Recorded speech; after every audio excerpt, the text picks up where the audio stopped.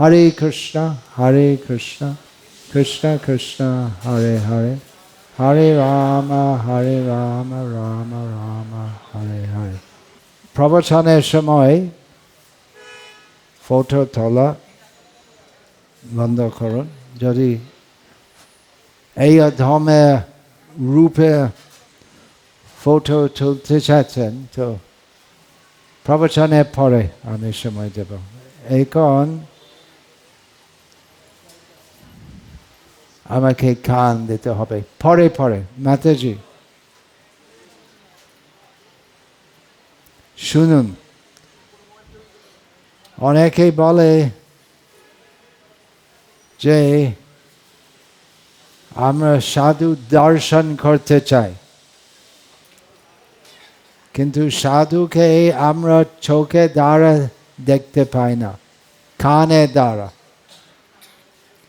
দেখা থেকে আমরা বুঝতে পারি না কিছু। অনেক বেজাল লোক অনুকরণিক লোক, যে কোনো ব্যক্তি এরকম কাপড় পরতে পারে, কিন্তু তাদের কি বাণী আছে, তাদের কি সন্দেশ আছে, তা শোনা থেকে তাদের গুণ আমরা বুঝতে পারি।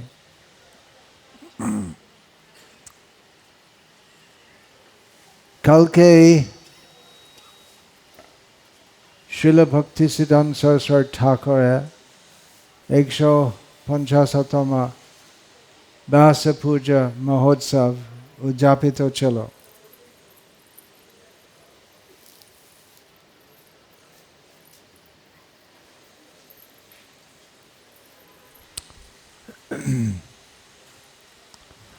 ইনি হলেন সাধু।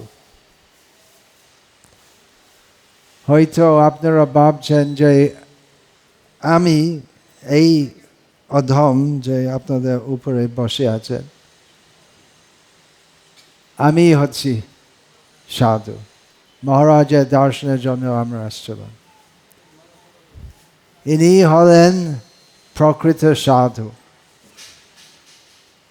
মহাপুরুষ এই শব্দ আমরা বলি, কিন্তু কত মহান ইনি ছিলেন এবং আছেন সেটা আমরা মাপ করতে পারি না। অনেকে তাদের ভাব, স্বভাব, চরিত্র, বাণী বুঝতে পারেননি, কারণ তিনি হলেন অপ্রাকৃত।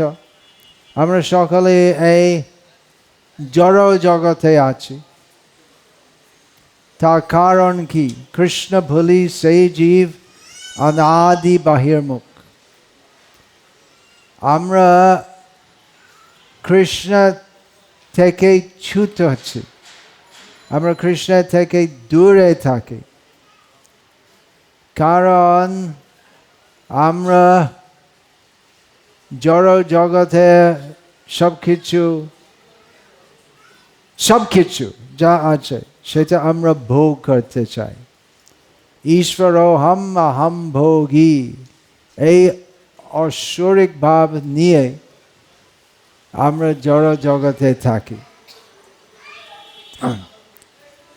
মহাপুরুষ হচ্ছেন কে? মহাপুরুষ হচ্ছেন বৈকুণ্ঠ পুরুষ। বৈকুণ্ঠ পুরুষ মানে ভগবান নারায়ণ এবং তাদের সকল পার্ষদগণ। আমরা নিজের কর্মফল অনুসারে জন্ম পাই। কত জন্ম হয়ে গেল, আমার কত জন্ম হয়ে গেল। এখানে নির্মাণ চলছে, অনেক ধুল আসে, এই ধুলের মধ্যে কত কণ আছে, সারা জগতের মধ্যে কত অণু আছে, গণনা সম্ভব আছে কিনা? অসম্ভব। কিন্তু যদি সম্ভব হতো তো তার সংখ্যা থেকে আরো অনেক বেশি বড় সংখ্যা আছে আমাদের জন্ম এবং মৃত্যুর সংখ্যা। সেই জন্য অনাদি বলে, অনাদি কর্ম ফলে পরি ভবার্ণব জলে, থরিবারে না দেখি উপায়। আমাদের উপায় নাই এই পুনরাপি জননম পুনরাপি মরণম, এই দুর্দশা থেকে মুক্ত হওয়া। কিন্তু তাদের নিজের কৃপায় মহাপুরুষেরা সেই জগৎ থেকে আমাদের মধ্যে উপস্থিত হন এবং আমাদের উপায় প্রদান করে। সেই উপায় এই কলিযুগে হচ্ছে হরের নাম হরের নাম হরের নাম এইব কেবলম খলো নাস্তেব নাস্তেব নাস্তেব গতিরন্যথা। শ্রীল ভক্তিসিদ্ধান্ত সরস্বতী ঠাকুর প্রভুপাদ তাদের তথাকথিত জন্ম অবিভাব পুরী ধামে ছিল। তিনি বিশেষ করে বেঙ্গালীদের মধ্যে প্রচার করেন। মাতৃভাষা বেঙ্গালী ছিল, বেঙ্গালী পরিবার, কিন্তু অবেঙ্গলি ছিলেন। সরস্বতী ঠাকুর অবেঙ্গলি ছিলেন,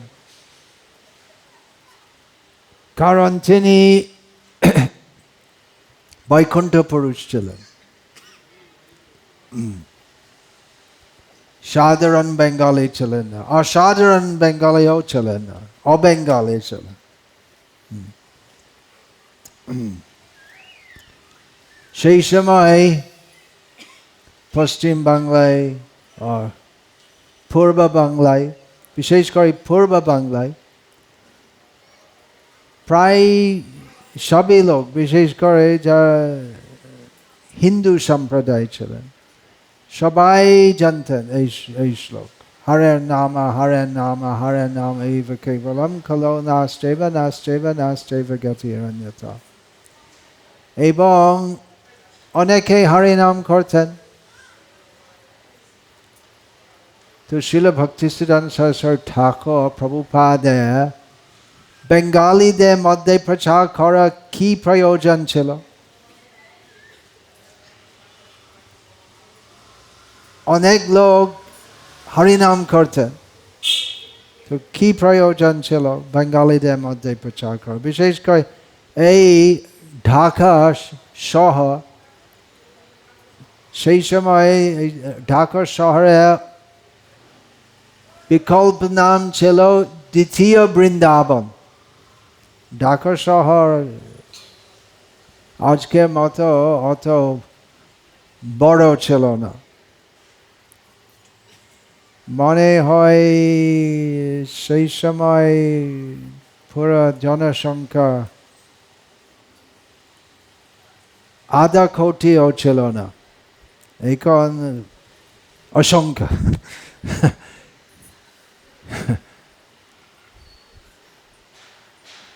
আমরা সর্বপ্রথমে আমি এখানে ঢাকায় সর্বপ্রথমে আসলাম 1979 সালে।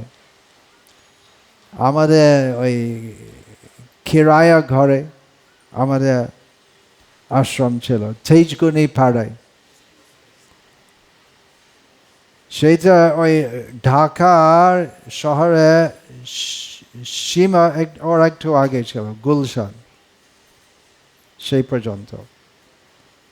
তেজগুনি সেটা ও নতুন ছিল, পুরাতন পুরানো ঢাকা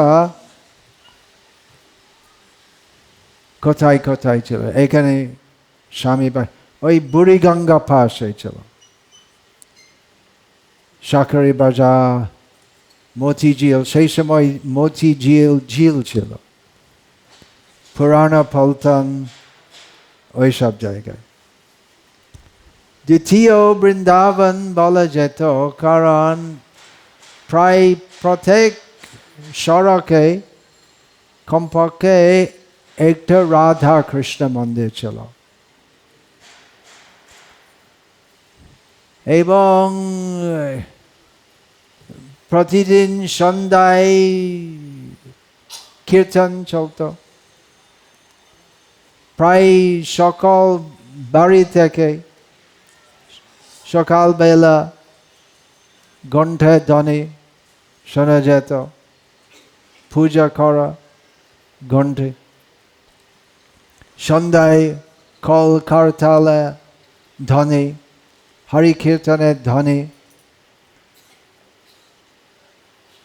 এই রকম অবস্থায় প্রচার করা কি প্রয়োজন ছিল? প্রয়োজন ছিল কারণ হরে নাম হরে নাম হরে নাম এইব কেবলম, এই কথা জানলেও এবং হরি কীর্তন করলেও শুদ্ধ নাম এবং নাম অপরাধের মধ্যে কি পার্থক্য আছে কেউ বুঝিনি, কেউ শুনিনি, সেই সম্বন্ধে কিছু জ্ঞান ছিল না। ভক্তিসিদ্ধান্ত সরস্বতী ঠাকুর প্রভুপাদ এখানে এসে সকল বৈষ্ণবকে বলেছেন যে ওই সব কিছু যে আপনারা করছেন সেই সকল ভুল আছে, ভক্তি বিরুদ্ধে। লোকের অবাক ছিল সেই কথা শুনে। ভক্তি আমরা করি, হরিনাম আমরা করি, রাধা কৃষ্ণ সেবা আমরা করি, ভাগবত পাঠ আমরা শুনি, আমরা দীক্ষিত আছি, তিলক, অনেক লোক তিলক ধারণ করতেন, প্রায় সবাই জাত গোসাই শিষ্য ছিলেন। ভক্তিসিদ্ধান্ত সরস্বতী ঠাকুর বলেছেন যে এইসব ঠিক নাই। সেই জন্য তাদের প্রচারক ভক্তি প্রদীপ তীর্থ মহারাজ গৌড়িয়া মঠে প্রচার দল, তো সর্বপ্রথমে এখানে এসে তাদের সুন্দর স্বাগত পেয়েছেন, কিন্তু তাদের কথা শোনার পরে স্বাগত হলো না। কারণ তারা বলেছেন যে এইসব জাত গোসাই তো পেট ভরানোর জন্য দীক্ষা দেয়, এই মন্ত্র যে যা তারা দেয় মন্ত্রটাও ঠিকই, কিন্তু সেই মন্ত্র থেকে কোনো লাভ হয় না, প্রাণহীন মন্ত্র। প্রাণ আছে যা, প্রাণ আছে তার সেই হেতু প্রচার। স্বার্থের জন্য ভক্তি করা ভক্তি হয় না। সেইটি শিল ভক্তিস্থান সরস্বতী ঠাকুর প্রভুপাদের প্রচার। তো ভক্তির নামে আমরা যদি অভিনয় করি সেটা ভক্তি হতে পারে না। ভক্তি আনন্দময় আছে,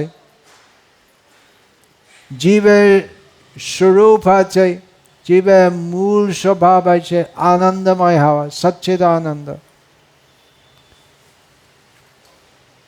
কিন্তু এবং জীবের স্বরূপ হয় কৃষ্ণের নিত্যদাস। কৃষ্ণ সেবা করলে সেই সেবা করা থেকে স্বভাবত আমরা আনন্দময় হয়ে যাই। কিন্তু ভক্তি যদি আমরা নিজের আনন্দ সৃষ্টি করার জন্য করি, তাহলে সেই ভক্তি হবে না। চৈতন্য মহাপ্রভুর প্রচারিত ভক্তি বিশেষ করে শ্রীল রূপ গোস্বামী প্রভুপাদের দ্বারা প্রচারিত হলো।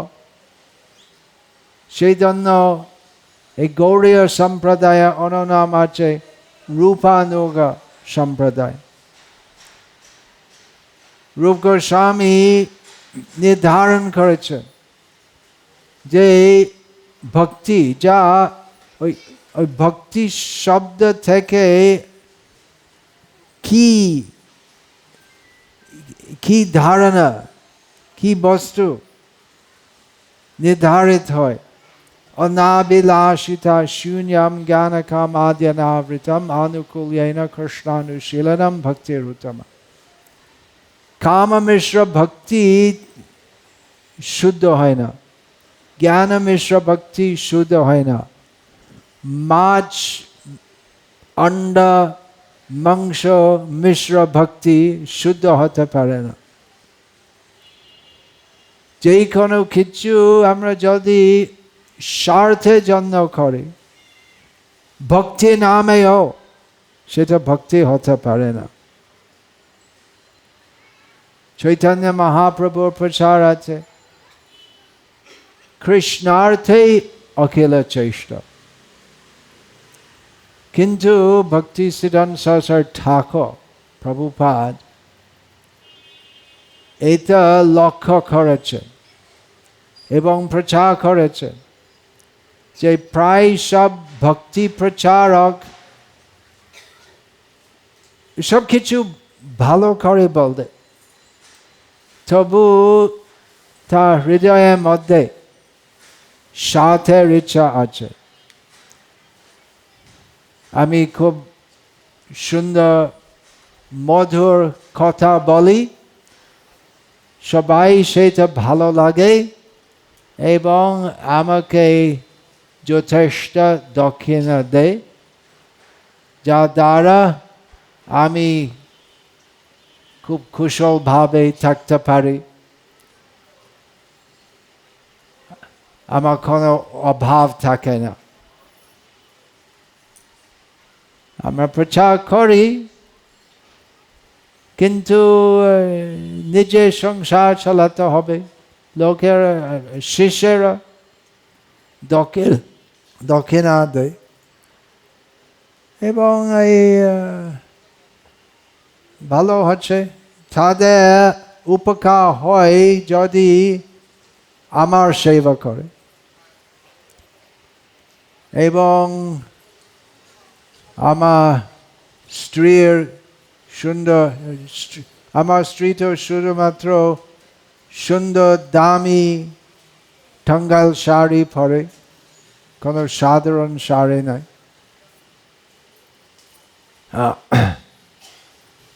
আসল গুরুকে, আসল গুরু সেই মহাপুরুষ আছে যে সব কিছু যা গ্রহণ করে কৃষ্ণে সেবায় নিযুক্ত করে,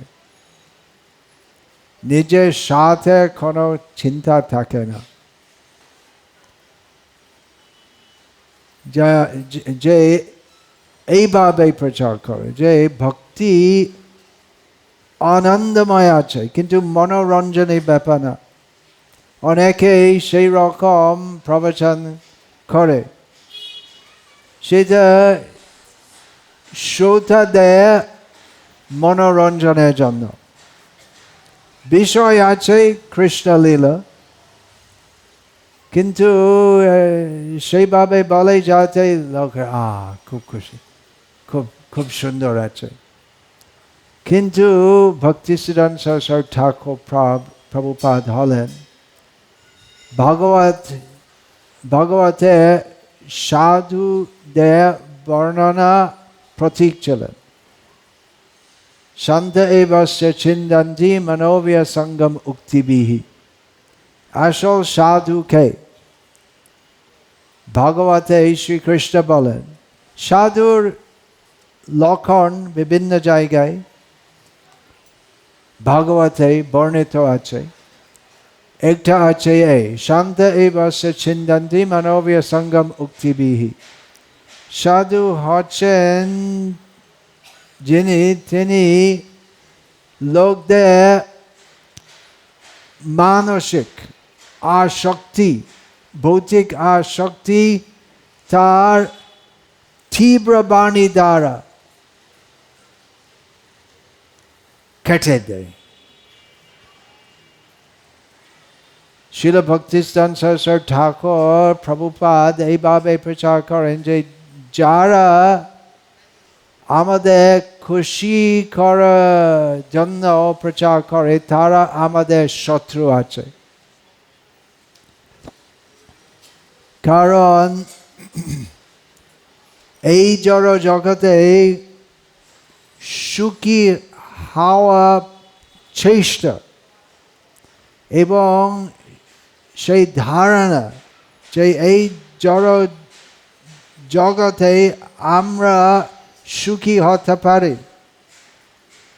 ইন্দ্রিয় তর্পণ দ্বারা আমরা সুখী হতে পারি, কৃষ্ণ লীলা শ্রবণ করা মনোরঞ্জনী ভাবে আমরা সুখী থাকব, এই সকল ধারণা হচ্ছে জীবের প্রকৃত উপকারের বিরুদ্ধ।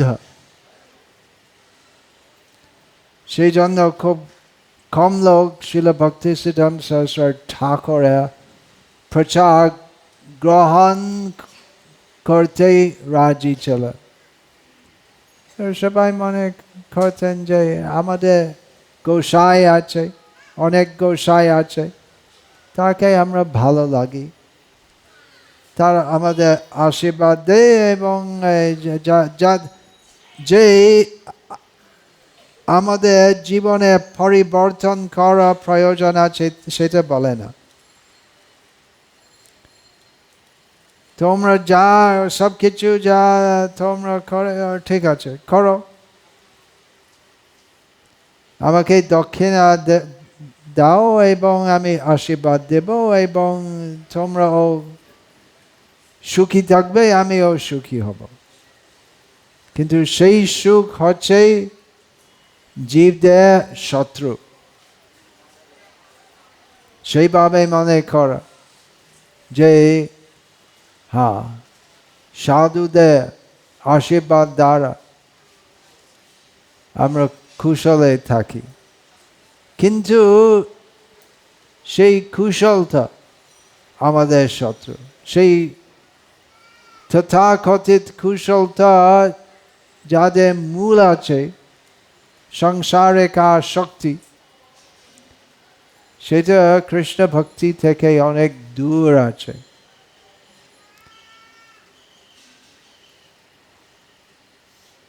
বেশি লোক এই সব কথা শুনতে পারত না। এই সাধু আসছেন এবং বলছেন যে আমরা কীর্তন যা করি, আমরা সেবা যা করি, আমরা সাধু সেবা যা করি, সেই সকল হচ্ছে মেকি। আমাদের সকল গুরু, আমাদের দীক্ষা কোনো মূল্য নাই, এইরকম প্রচার করেন। সেই জন্য এই সকল গোসাইদের থেকে একটা ঘোষণা ছিল, সকল ঢাকা শহরে বৈষ্ণবগণ এইসব গৌড়ীয় মঠে প্রচারকদের কোনো আশ্রয় দেওয়ার উচিত না, থাকার জায়গা দেওয়ার উচিত না, জল ও দিবে না। অত কষ্টের মধ্যে তারা প্রচার করেছেন, তবু যে কোনোভাবে চেষ্টা করেছেন প্রচার করা। শিল ভক্তিস্থান সরস্বতী ঠাকুর প্রভুপাদের আদেশ এবং মার্গদর্শন অনুসারে একটা গ্রন্থ প্রকাশিত হলো, আচার্য ও আচার্য। কে আছে গুরু, কে আছে আচার্য? এই বড় পদবী আচার্য কি রকম পুরুষ উপযুক্ত আছে আচার্য নামে ভূষিত? কি রকম? তো আচার্য তো সর্বপ্রথমে দেখতে হবে তাদের আচার। বলছিলাম যে সাধু কানে দ্বারা বুঝতে হবে, কিন্তু তার আগে কিছু দেখতে হবে, তাদের আচার কি আছে, আচরণ কি আছে দেখতে। সেটা অন্যের থেকে আমরা শুনতে পারি। তারা যদি অমেদ্য খায় এবং সবকিছু করে নিজের স্বার্থের জন্য, আচার্য হতে পারে না। আচার্য হচ্ছেন সেই মহাপুরুষ যাদের জীবন চরিত্রে সম্পূর্ণ স্পষ্ট আছে, নিঃসন্দেহ আছে যে তিনি কৃষ্ণার্থে অখিল শ্রেষ্ঠ। এই সূত্র অনুসারে সবকিছু করে। তাদের মনেও কোনো চিন্তা কখনো থাকে না নিজের স্বার্থের জন্য, সব কিছু কৃষ্ণের জন্য, কৃষ্ণের প্রসন্নতা করে, কৃষ্ণের প্রসন্নতার জন্য করে। তো সেই রকম মহাপুরুষ ছিলেন শ্রীল ভক্তিসিদ্ধান্ত সরস্বতী ঠাকুর প্রভুপাদ। আমরা তার কথা শুনি, আমরা কি তার উপস্থিতি, সেই সময় উপস্থিত যদি হতাম তো তার কথা আমরা সহন করতে পারতাম কিনা? আমাদের অপর্যাপ্ত ভাগ্যে তাদের মুখ্য শিষ্য শ্রীল A.C. ভক্তিবেদান্ত স্বামী প্রভুপাদ একই প্রকার প্রচার করেছেন, এবং সেই ফলে এখন আমরা এখানে সমাবেত আছি, এবং সারা পৃথিবীর মধ্যে কালকে তাদের গুরু মহারাজ শ্রীল ভক্তিসিদ্ধান্ত সরস্বতী ঠাকুর প্রভুপাদের 150তম ব্যাস পূজা উদযাপিত হল। কিন্তু তার বাণী তাদের গুরু মহারাজের থেকে ভিন্ন ছিল না। একই প্রকার, একই বাণী, একই সন্দেশ। সর্বধর্মান পরিত্যাজ্য মামেকং শরণং ব্রজ। আর সব অন্যরকম ধর্ম, উপধর্ম, অপধর্ম, তথাকথিত ধর্ম ছেড়ে সর্বতোভাবে আমার শ্রীকৃষ্ণের চরণে শরণাগত হও, সেই প্রচার আছে। কিন্তু সেই কথা মেনে চলা কঠিন আছে। হরি কীর্তন করা সহজ আছে, কিন্তু এই সকল নিয়ম পালন করা কঠিন আছে। কীর্তনে আনন্দ হয়, কিন্তু আমরা যদি মনে করি যে কীর্তন আমাদের আনন্দের জন্য হয়, সেটা কীর্তন হবে না, সেটা গৌর বিহিত কীর্তন হবে না। যাতে গৌর বিহিত, গৌরে অনুমোদিত কীর্তন হবে, প্রথমে আমাদের গৌর বিহিত শ্রবণ করতে হবে। কীর্তন আমাদের আনন্দ বর্ধনের জন্য কীর্তন হয় না। কীর্তনে শিল ভক্তিসিদ্ধান্ত সরস্বতী ঠাকুর হারমোনিয়াম অ্যালাউ করেনি। ভক্তিবিনোদ ঠাকুর খুব বিরুদ্ধ ছিলেন হারমোনিয়াম বাজানো, কারণ এই তা থেকে ওস্তাদি বেশি হয়। কত ভালো করে আমি মিউজিক করি এবং কত সুন্দর মধুর ভাবে আমি গাই। কীর্তন অবশ্যই সঙ্গীত আছে, কিন্তু মনোরঞ্জনী সঙ্গীত সেই মতো না। প্রকৃত কীর্তন হচ্ছে শুদ্ধ ভক্তদের। তাল ঠোকা সেটাও থাকে, কিন্তু আসল কীর্তনে উৎস হয় শুদ্ধ ভক্তদের শুদ্ধ উদ্দেশ্য শ্রীকৃষ্ণকে সন্তুষ্ট করা।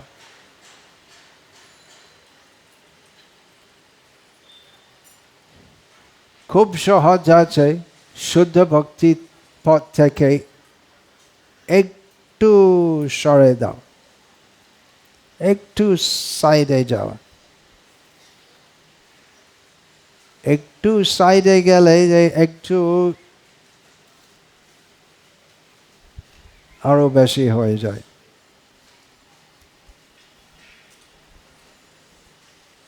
সুরজের ধারা ব্লেডের ধারের মতো ভক্তিপথ। সেই জন্য আমাদের শিল প্রভুপাদ, এই শ্রী ভক্তিবেদান্ত স্বামী প্রভুপাদ, আপনারা যদি দেখবেন মানে হয় সেটা বাংলায় অনুবাদিত হচ্ছে না, কিন্তু প্রভুপাদের অনেক চিঠিপত্র ছিল, সংকলিত আছে এবং প্রকাশিত আছে ইংরেজিতে। অধিকাংশ চিঠিপত্র তাদের শিষ্যদের উপদেশ দেওয়ার জন্য ছিল। বারবার শ্রীল প্রভুপাদ লিখেছেন, 4 নিয়ম ঠিক মতো পালন করো, কমপক্ষে 16 মালা জপ কর, ধ্যান করে, 24 ঘন্টায় নিযুক্ত থাকো কৃষ্ণের সেবায়, খুব ভোরে উঠো মঙ্গলারতির জন্য, শুধুমাত্র কৃষ্ণ প্রসাদ সেবন করো, বাজারে কোনো বিস্কিট পাউরুটি। আমরা যখন সেই সময় শিল আমাদের ভক্তিবেদান্ত স্বামী প্রভুপাদের সময় আমরা যখন এই ইস্কনে ছিলাম, তো এই কোনো প্রশ্ন ছিল না বাজারে দোকানে বিস্কুট ওইসব খাওয়া, চকলেট, সেটা সেই চিন্তা মনে আসেনি।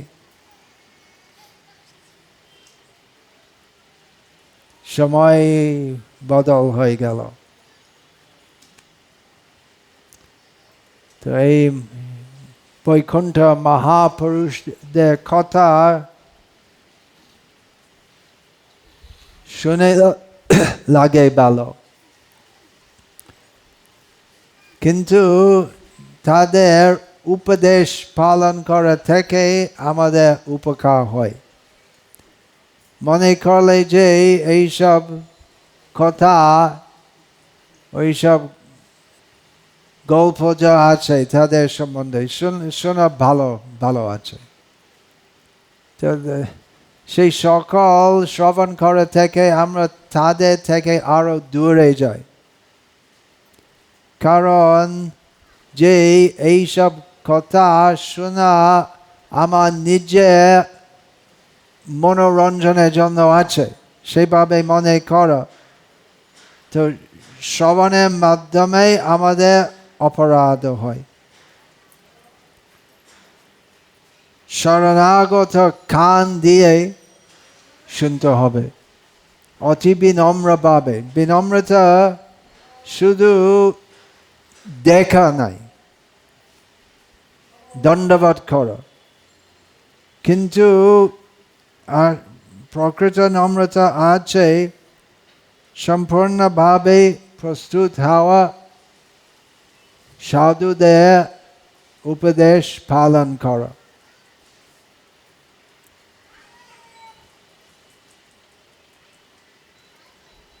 মহাপুরুষ শিল ভক্তিসিদ্ধান্ত সরস্বতী ঠাকুর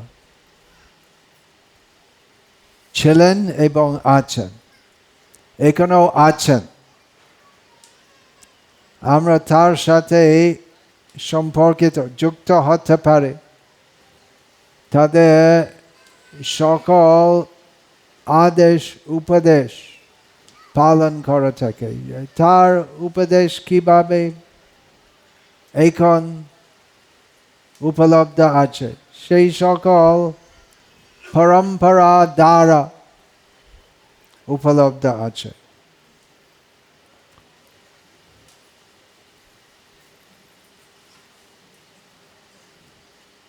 হরে কৃষ্ণ। কোনো প্রশ্ন আছে? আমার কথার মধ্যে কোনো উলুধ্বনি হলো না, কারণ আমি মনোরঞ্জনের ভাবে বলিনি। ভালো লাগে না মায়েরা?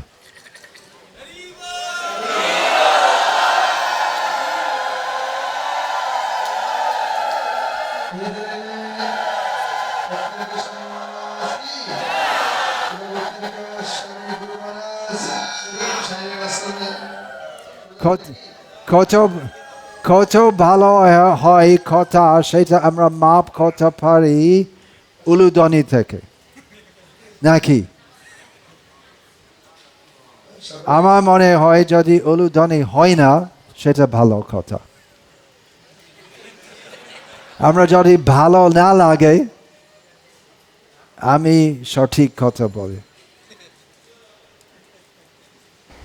হরে কৃষ্ণ। সবাই প্রাসঙ্গিক প্রশ্ন করবেন। হরে কৃষ্ণ মহাচার, ধন্যবাদ, প্রণাম গ্রহণ করুন।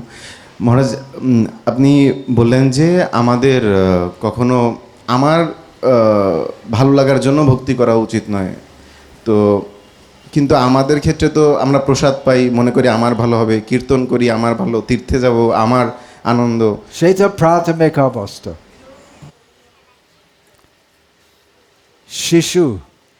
শিশুর মতো আমরা ভক্তি করি। অবশ্যই পরমহংস শুদ্ধ ভক্তরা আনন্দ পায় কৃষ্ণ প্রসাদ সেবন করে থাকে, কিন্তু তাদের আনন্দ যা তারা অনুভব করে সেটা অপ্রাকৃত স্তর থেকে, কারণ তারা প্রসাদ সেবন করার সময় মনে করেন যে এই হচ্ছে কৃষ্ণের উচ্ছিষ্ট, এবং আমরা তার স্বাদ থেকে আনন্দ পাই, সেটা হচ্ছে সূত্রপাত। আরেকটা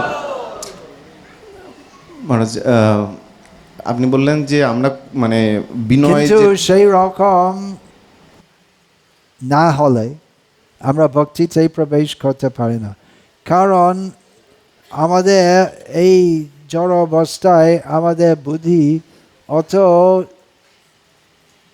দুষ্ট আছে যে কোনো কার্যে যদি আমাদের নিজের স্বার্থ না আনন্দ না হয় তাহলে আমরা করব না। শিল প্রভুপাদ আমেরিকায় সর্বপ্রথমে কীর্তন করেন এবং এই সব নতুন ভক্ত সব হিপি ছিল, খুব ভালো লাগেছে। খুব ভালো, এবং প্রচুর প্রসাদ দিয়েছে, সুস্বাদু প্রসাদ, এবং সব হিপিকে বলেছে গল পর্যন্ত অর্থাৎ উপরেও খাও।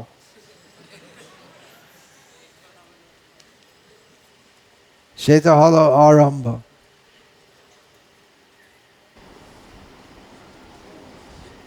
মহারাজ, আপনি বললেন যে আমাদের এবং তা থেকে পরিবর্তন হয়ে যায় যদি আমরা সাথে সাথে সাধুদের শ্রীমুখ থেকে কৃষ্ণ কথা শুনি। প্রসাদের প্রভাব আছে,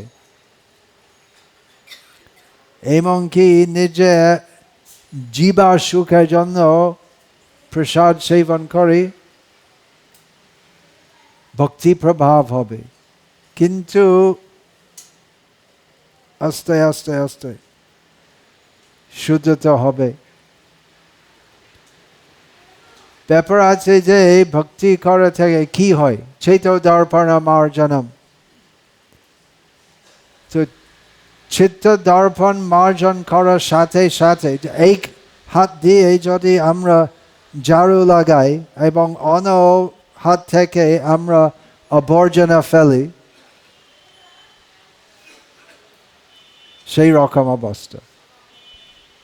আগুন আছে, এক হাত থেকে আমরা পেট্রোল ঢালাই এবং অন্য হাত থেকে জল, কিছু হবে, কমপক্ষে ধূম হবে। তো শুদ্ধ ভক্তদের প্রয়াস আছে আমাদের বেশি কৃষ্ণ কথা, কৃষ্ণ ভক্তি দেওয়া, কিন্তু আমরা কিছু গ্রহণ করি যা আমরা ভালো লাগি, আর যা আমরা ভালো না লাগি সেটা আমরা গ্রহণ করতে চাই। সেটা অর্ধ খুঁটি নাই বলে। খুঁটি মানে মুরগি। তো একজন বুদ্ধিমান জন মনে করেছেন যে আমার মুরগি আছে, প্রতিদিন আমি একটা ডিম পাই তার পেছন বাঘ থেকে, কিন্তু সামনে বাঘে কিছু খাওয়াতে হবে, তা থেকে কিছু লাভ হয় না। তো সেটা আমি সেই মুরগিকে আমি কাটবো এবং শুধুমাত্র পেছন বাঘ রাখি, ডিম পাওয়া যাবে না।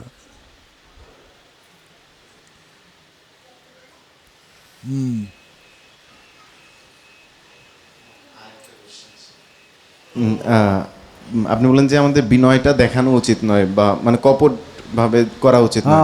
কপটতা, হ্যাঁ, খুঁটিনাটি।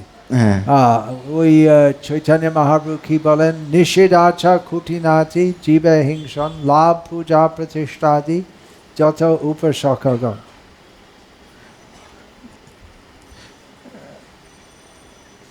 এখন মহারাজ আমাদের তো বিনয়ই নেই, মানে আমাদের ভেতরে তো বৈষ্ণব সমাজে চলতে গেলে অন্তত কিছুটা বিনয় দেখানোর জন্য হলেও, মানে চলার জন্য হলেও দেখাতে হয়।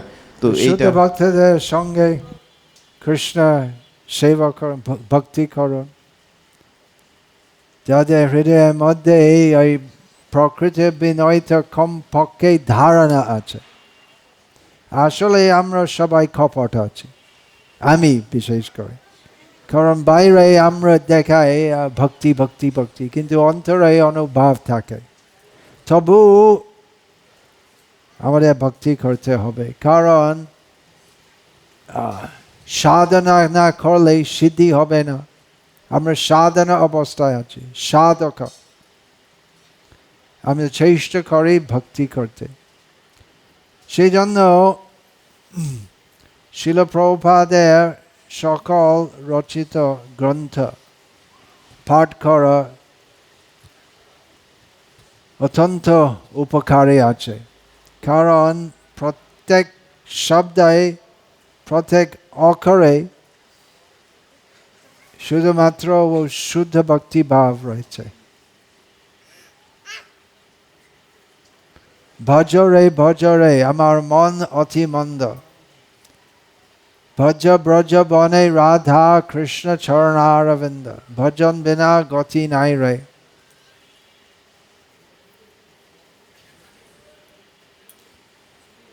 এইসব কথা শুনে আমার উদ্দেশ্য নাই যে আপনারা সব হতাশ হবে, কিন্তু যে নিজে মন সেটা আমাদের পরীক্ষা করতে হবে, এবং যদি আমরা সম্পূর্ণভাবে ঠিক পথে চলছে না তো আবার সেই ঠিক পথে আমরা চলতে পারি।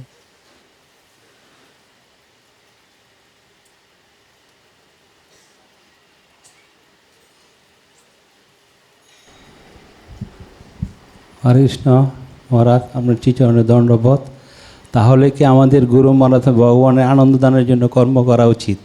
সেটা আমি ঠিক জানতে চাই। কি বলছেন? তাহলে কি আমাদের গুরু মহারাজ এবং ভগবানের আনন্দ দানের জন্য সব কিছু করা উচিত কিনা? কি রকম প্রশ্ন? অবশ্যই।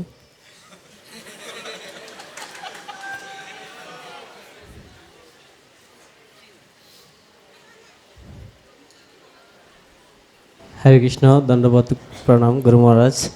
গুরু মহারাজ, আমার প্রশ্ন হলো এখানে যে আমরা তো প্রসাদের লোভ এবং কীর্তনের যে আনন্দ, প্রকৃতপক্ষে সেই লোভেই করে এসেছি এবং প্রভুদের সাথে যুক্ত হয়েছি।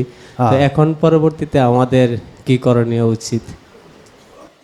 না, সেটা নাই যে আমরা শুধু শুষ্ক চাউল একটু শুষ্ক চাউলে কিছু নুন দিয়ে খাই এবং আরো কিছু নেই, সেটা না। কিন্তু সেই ভাবনা যে আমি ভোগী, সেইতে ছাড়তে হবে। আরো ভালো হবে আমরা যদি এইভাবে মনে করি যে প্রসাদ সেবা করে থেকে আমার আনন্দ অনুভব হয়, তো কি করে অন্যরা প্রসাদ সেবন করতে পারবে? আমি যখন নতুন ছিলাম ইস্কনে,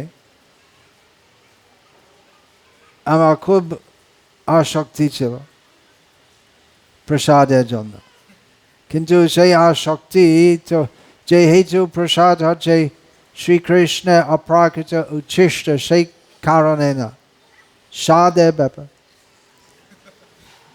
তো ব্রাহ্মণ দীক্ষা লাভ করার পরে ভাবছিলাম যে আমি সেই সেবা করব, অনুমতি নিয়েছি ভগবানের জন্য, শ্রী শ্রী রাধা কৃষ্ণের জন্য রন্ধন করো। তো সেই সময় কত ভালো হবে আমার জীবার জন্য, সেই ভাব থাকতে পারে না যে রাধা কৃষ্ণ খুশি হবে এই সেবা, কৃষ্ণ খুশি হবে। এবং শ্রী রাধা চরণে প্রার্থনা করে যে প্রকৃত রসইয়া শ্রী রাধা কৃষ্ণের জন্য। তো আমাকে আশীর্বাদ দেন যাতে আমি আপনার কৃষ্ণের জন্য কিছু পাক করতে পারি, যা দ্বারা শ্রীকৃষ্ণ সন্তুষ্ট হবে। এবং সকল ভক্তদের জন্য ভোগ বানাচ্ছি, এবং সেই চিন্তন হলো। তো আমার নিজের জীব লালস সেটা ছেড়ে কিভাবে সকল ভক্ত সন্তুষ্ট হবে এবং তাদের শরীর পুষ্ট হবে সেবা করার জন্য। তো এইভাবে আমার মনে চেষ্টা ছিল আমার দূষিত বুদ্ধি পরিবর্তন করা।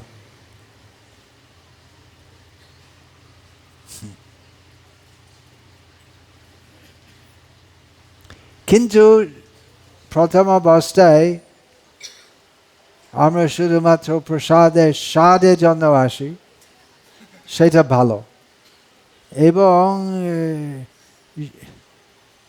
সেই রকম চিন্তন সেই রকম প্রচার আমরা করি, খুব সুস্বাদু প্রসাদ আছে, যাও খাও, কারণ সেই হচ্ছে প্রথম সোপান, না প্রথম সোপানের কাছে আসা।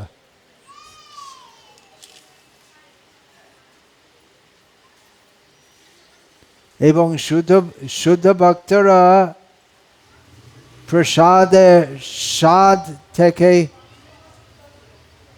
আনন্দ পায়, চির আনন্দ, সেটা আলাদা। কোন সময় পর্যন্ত বলবো? এখন প্রসাদের সময় হয়ে গেল।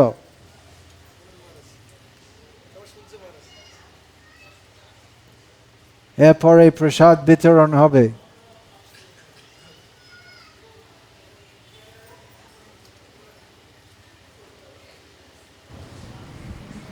হরে কৃষ্ণ। আমার স্ত্রী মাতাজি একটা প্রশ্ন করবে আপনাকে।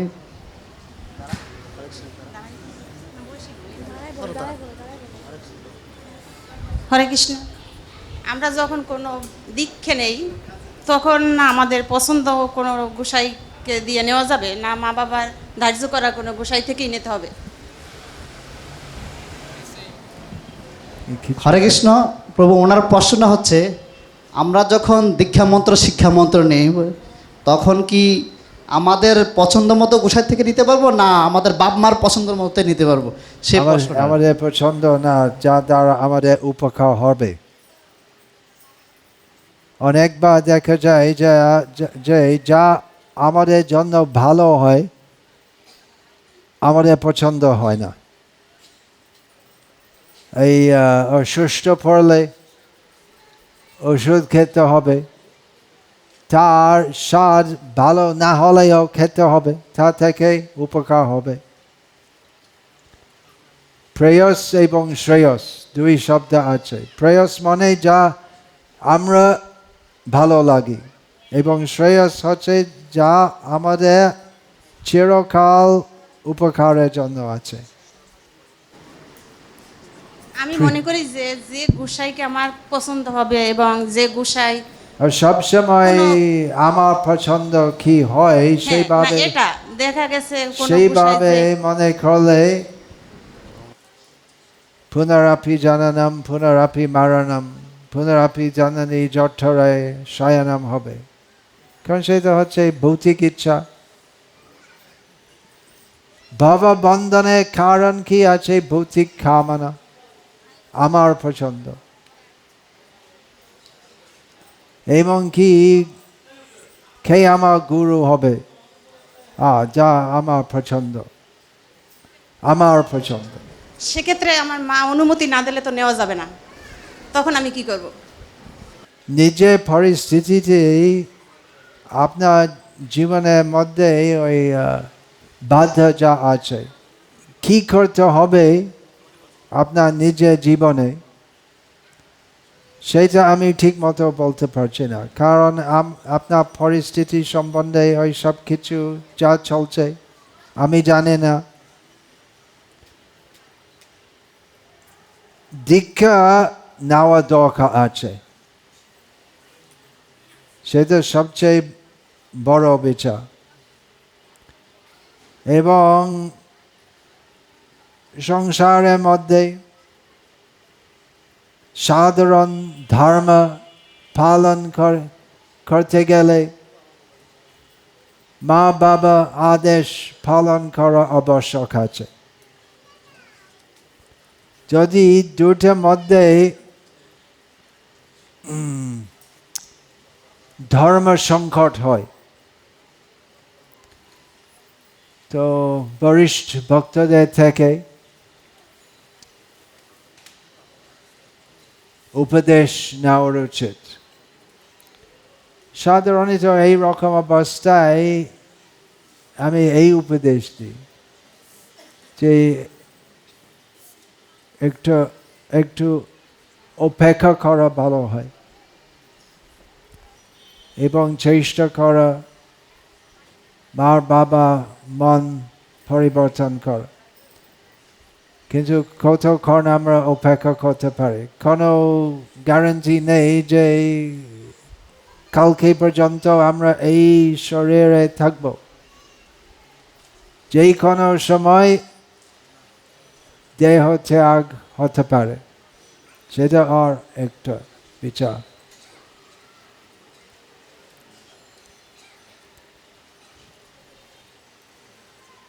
কৃষ্ণ ভক্তি পথ আনন্দময় আছে, কিন্তু সহজ নেই। মায়া থেকে অনেক বাধা আসে।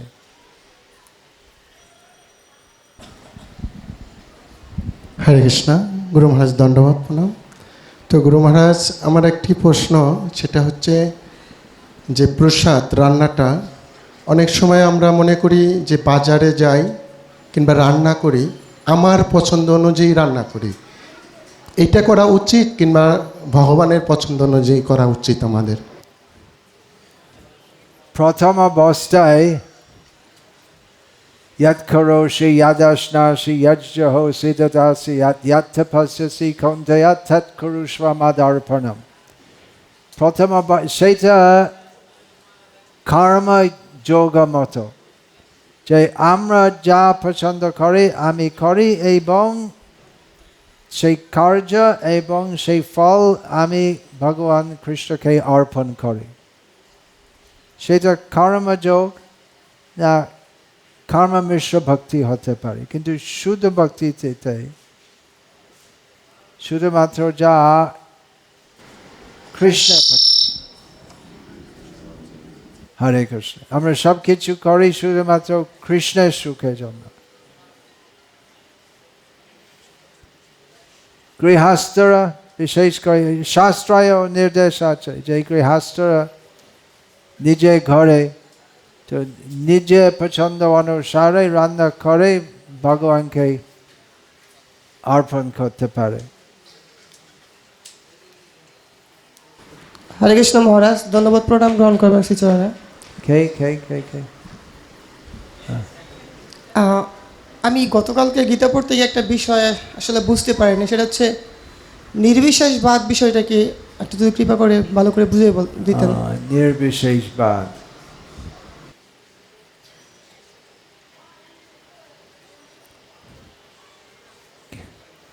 আপনি বুঝতে পারেন না? নির্বিশেষবাদ কি আছে বুঝলে সমস্যা হবে।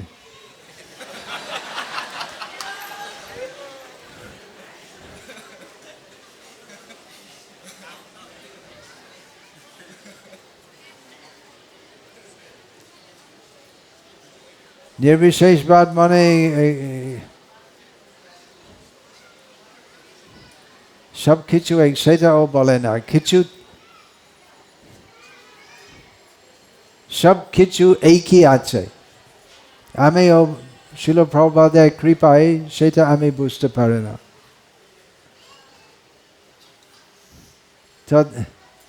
তাদের বিচার আছে যে সকল কিছু আলাদা আছে। এই হচ্ছে কি, এটা কলম, আধুনিক মতো কলম, পেন, এই হচ্ছে ডায়েরি না, এইটা কি ডায়েরি আর এইটা পেন, দুই একই আছে। আমি আপনি আমাদের মধ্যে কোনো পার্থক্য নাই, সব কিছু একই আছে।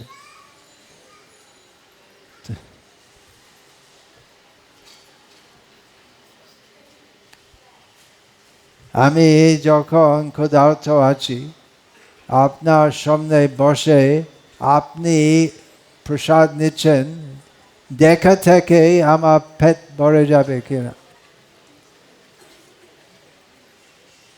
আমিও বুঝতে পারি না নির্বিশেষবাদ।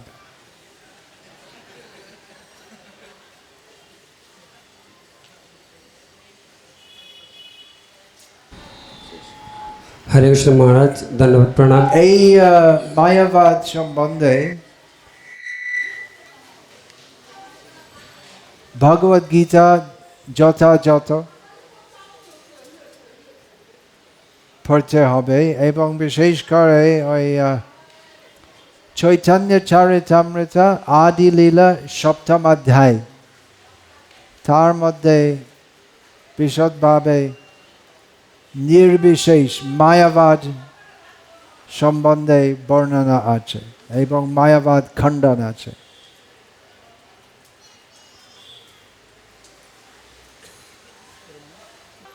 মহারাজ, আপনি বলছেন যে আমাদের যে কোনো সময় আমাদের দেহ ত্যাগ করতে হয়।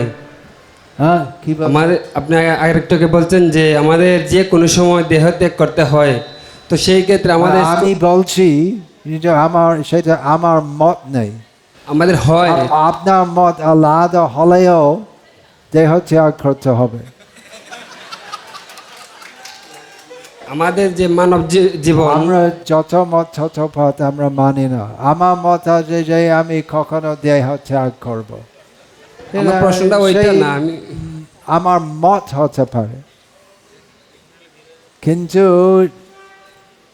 জগৎ জগন্নাথের দ্বারা চলছে, আমার মতের দ্বারা না। তো আমার জানার বিষয় হচ্ছে যে আমরা ইসকন ভক্ত যারা ছোট, তাও তারা তো ইসকন থেকে দীক্ষা নিতে গেলে অনেক সময় হয় কি পূর্ণবয়স্ক এবং 4টা নিয়ম বুঝতে হয়, তারপর দীক্ষা নিতে হয়।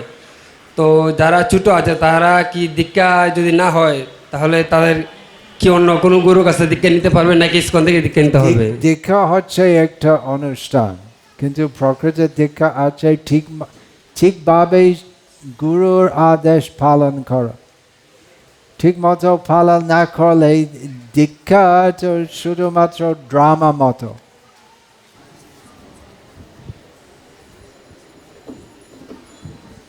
নাকি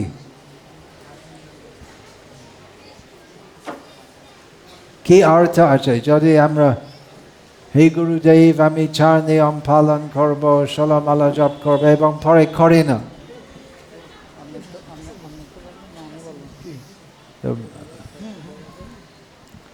শিল প্রভুপাদ বলেন যে যারা দীক্ষা নেওয়ার পরে সবকিছু পালন করে না তারা পশু আছে।